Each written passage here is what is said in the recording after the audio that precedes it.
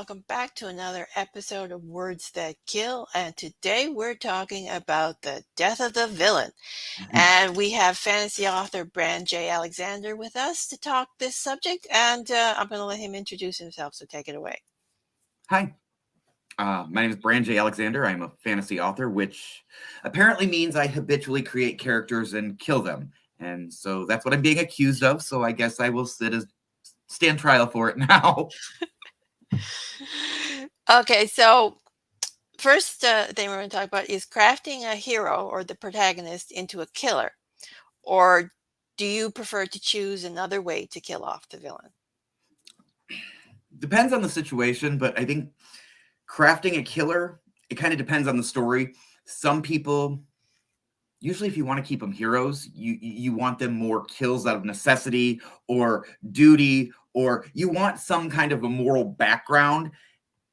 At the same time, like one of my books that I go through, you have this kill of necessity, kill of necessity, kill of necessity. But once you get to a point, you're like, well, the killing's gotten a little bit easier as you go, and having to fight for your life continually, you build up a lot of anger. So then you get more of going to kill for revenge. Or so it's kind of I don't think killing's an easy thing that you can just do really quick, and you have to kind of craft them into it, force their hand. But at the same time, sometimes it's fun to have characters who just do it naturally. They just, for some reason, find it easy, whether it's a sociopathic thing or just something of their raising, they just find death easy.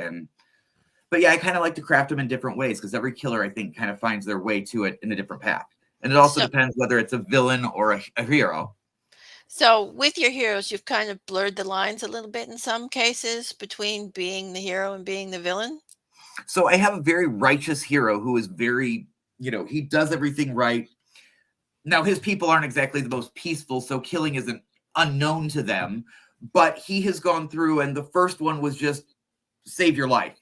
Second one was, I've got to save my people.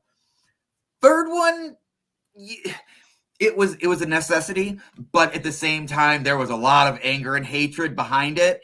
And so I think that kind of is going to take him down a path where his motives for killing are going to be a little bit different. And through the whole thing, he's kind of questioning, the first person he killed, he questioned it, but everything kind of flooded over him and pushed him through. So as it goes, he was uncertain if he could ever kill again to save his people, but then he was forced to. So now he knows he can do that. Only this one person has forced his hand that many times to where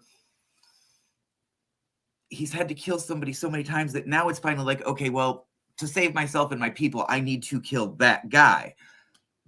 But when that motive goes, you're like, yes, I need to kill him. You're kind of beginning to get towards that vengeance or, a darker motive for what you're doing, whether or not it's for the better good.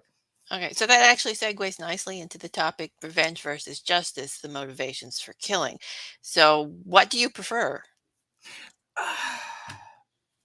I like justice, but revenge is sweet. I mean, I have, as I said, I've got the more noble character who, his kills are going to be for justice. And even when he kind of slips, he's going to find some way to identify it as justice, to at least excuse it to himself morally. But then there's some people who've just been hurt to a point that they don't care, and they are going to go and inflict damage. I like vengeance ones because they're more passionate. They build up,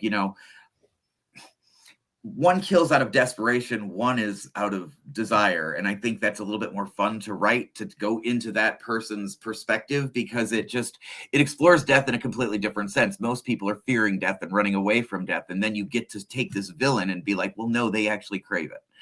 They look for that glimmer to disappear from the eyes. They look for that. So yeah, I don't know. I think both are pretty fun. Justice is definitely nice for kind of a morally, what do they call it? Noble, bright fantasy where everything's, but I like the dark fantasy too, because some people just need a killing. Yeah. Okay. So in the final confrontation, the hero versus the villain, how do you prepare yourself? How do you segue into that? Okay. So I'm going to go to movies now. I can be a really vocal movie watcher. I'm one of those people that if there's a really bad villain, I will just, oh my God, just kill him. Oh, just freaking stab him, please. I'll get excited. I just please, I want that. I want the person to just be, I don't want them to be like, yes, this can end amicably. The hero can work this out. They can find common ground. They can be peaceful. I want my readers to just be like, oh, do it. So it's kind of you have to hurt the readers. You have to hurt the character. You have to hurt the people they love and build it. You have to build that vengeful moment, where whether or not the character is doing it for a noble or just reason. It's nice to get the readers to be like, yeah, no, just, I can't stand what he did. Just do it. So I think their side comes more from vengeance once you go, and it's just building up that every time they think the hero's going to go through, then boom, he's struck down and no. And then every time you think the killer's down, nope, that's not what's going to do it. And finally, you're just like, oh, you need it so bad. So I kind of like to build it up there. And that's usually with just the villain taunting, the hero being unable to win, whether or not they were winning throughout. No matter what they try, they can't quite do it, to where when you finally get there, it is satisfying.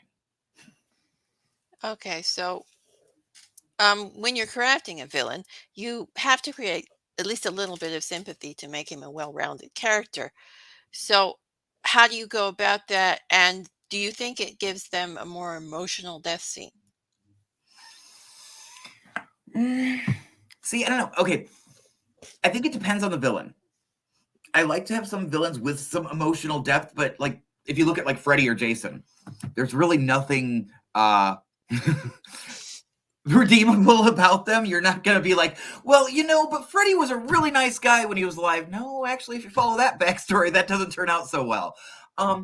So I mean, I like to have some characters where I kind of split my villains and my obstacles, because some people are the obstacle to the hero. They challenge them. They may do some things that tick you off. They do some things that are wrong. They may do some things for bad motives, but they're not bad people. You actually can come down and understand where they're coming from. And those I consider more of obstacles. When I get to the villain, I kind of think that person has surpassed that level and has just become so cruel and malign that there's no option. So I'll give them some backstory and some depth. Like the one I've kind of been defining as the villain that died. You don't get a lot of backstory from him in this. You will find out later what happened, only because it kind of goes into the main character's sort of path, but you didn't get to find out much about him. Just more of... You like your classic villain. I like them both, but yeah, I like a villain to hate. Like Game of Thrones. There's multiple characters there that you just there isn't really a Ramsay Bolton, the most hated person besides, I think, Joffrey in that whole series. They both were kind of irredeemable. And again, those were the villains that once they died, there was no, oh, well, maybe we should have. No. Everybody cheered. Everybody wanted this to happen. And every time, and again, it was built up the same way. It was, maybe this is going to be the time he's brought down. Oh no. And God, all the good people are dead. Okay. Well, maybe this time, and then finally, when it happens, it's just this purge of relief that, as I say, sometimes when I really want to kill a villain, I don't want that. Oh, well, I mean, what if they tried? No, I want them to cheer. I want the reader who thinks they're peaceful and nice and noble to actually be like, no, that was satisfying. Let's do it again. Yes, excellent examples of Joffrey and Ramsay Bolton, because they were, as you said, irredeemable, but they were nicely well-rounded characters yeah. as well. You could totally understand why they were monsters. Oh yeah, no, I get that. Like, but giving them more redeemable qualities, I don't know if I go. I think, as I said, I kind of give the series that I was talking about, like the first main obstacle that he faces is his father. And he's horrible and does horrible things that kind of you wouldn't excuse, but he's not a bad guy. And when you actually find out why everything, you start to begin. Whereas the villain that I'm talking about, yeah, there were some things that kind of stimulated him to do that, but basically it was his kind of dark soul and his I'm trying to think of the word as a writer. Can I hit synonyms for his vices, whether it's greed or, people who just completely give into that and just let that consume who they are. Yeah, so we've established you like really awful villains, but would you ever consider writing a villain that's redeemable? Oh yeah, it's like, as I said, the father is kind of the villain, and he is redeemed. I mean, that's kind of, now, is he not quite as bad? I like the villain arc of where they can actually redeem themselves, such as, if we're going to go with Game of Thrones again, Jaime Lannister. He does. I thought he would have a redemption arc, and he started to. And that's a character that I think could have, because he had a lot of different issues that paint him. But I don't think, like Tywin Lannister, his father, could have ever found any way to get around to be like, yeah, that guy's cool, I dig him. But no, I could definitely see myself doing it. I have some villains that are misguided. But usually when I have villains that are misguided, I'm not usually killing them. They always thought him a peculiar raven as far back as he could remember, and he could easily imagine those judgmental black eyes staring at his egg with the same disdain and revulsion which he received so often now that he was grown. But in all honesty, there wasn't really anything ravens didn't look upon in some manner of judgment, especially when it came to the first and most important judgment any raven makes: food or not food. Food was where the peculiar raven differed from the other gluttonous heathens of his flock. Whether or not he could eat something wasn't always the first thing he asked. He had a curious mind, which for a raven wasn't altogether unusual, but his curiosities often diverged from the normal habits of ravens. Sometimes the peculiar raven was interested in what the things he ate did before they got dead enough to be things he could eat. Of course, this was a horrible offense among his kind.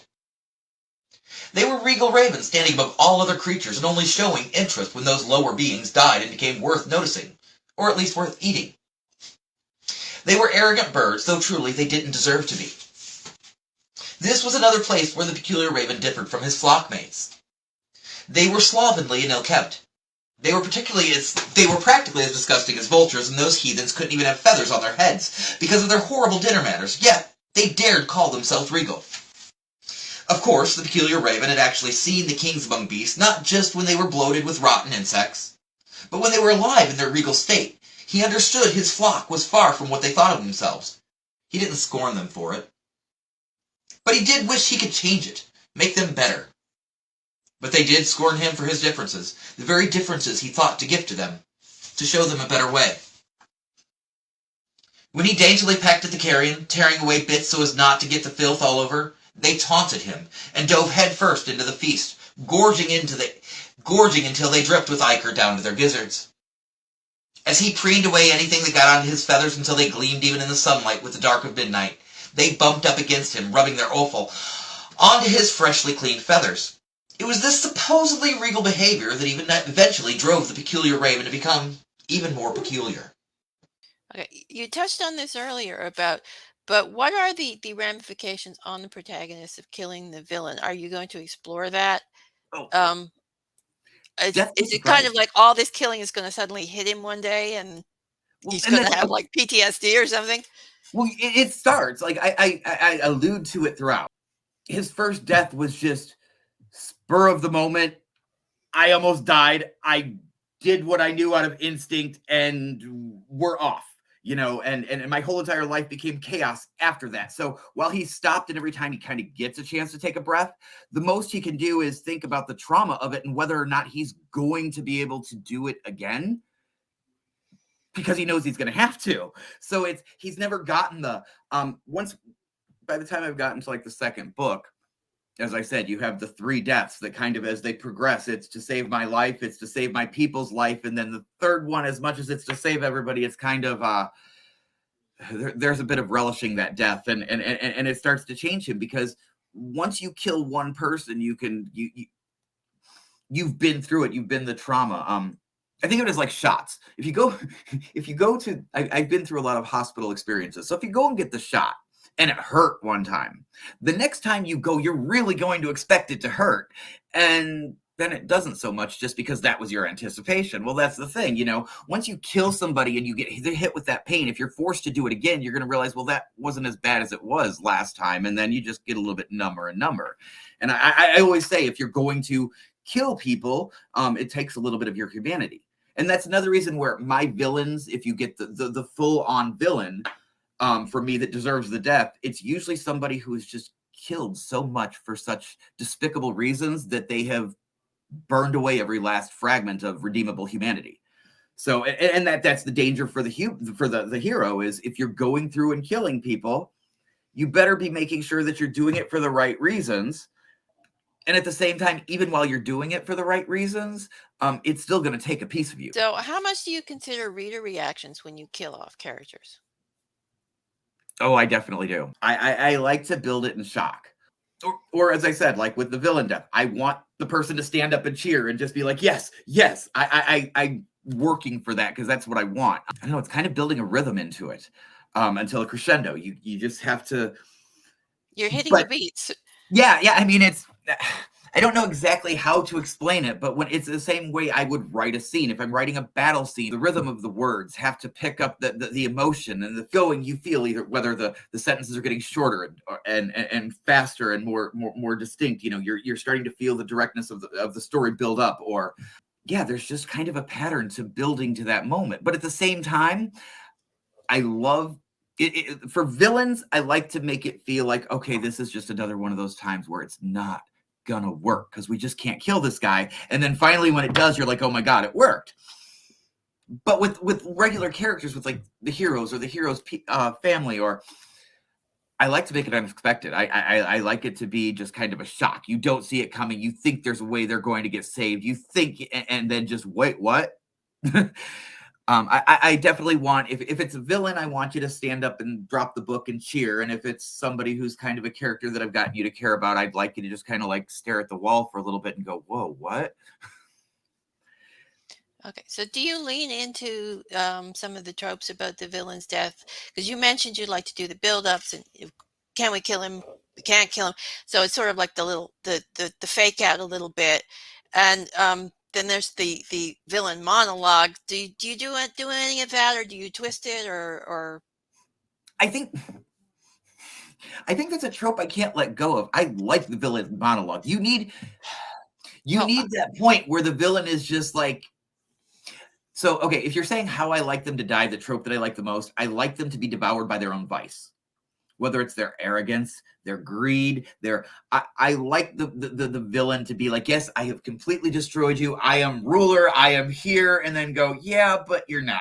And gets taken down the peg. You know, and that's kind of that moment of building that feeling, because you watch your hero get just smacked down and smacked down and smacked down, and every step the villain just keeps getting larger and larger and larger than life, and you're like, okay, there's no way he's going to, and then it does, and it's so I think the trope that I like the most of the villains dying is the dying by their own vice.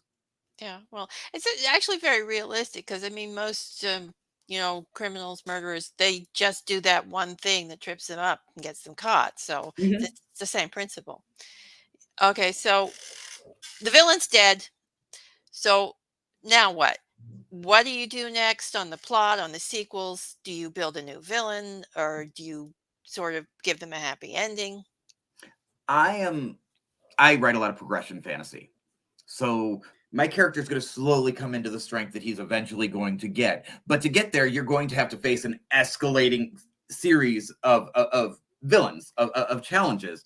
So I usually like to give the hero a moment of breath to be like, oh, I did it. But then there's more. So I kind of like to leave that, like when I end a book, I want the main challenge of that book to be at least taken care of, but I always like to have something bigger that progresses until you finally meet. So yeah, I definitely like to end the hero, the villain, but at the same time,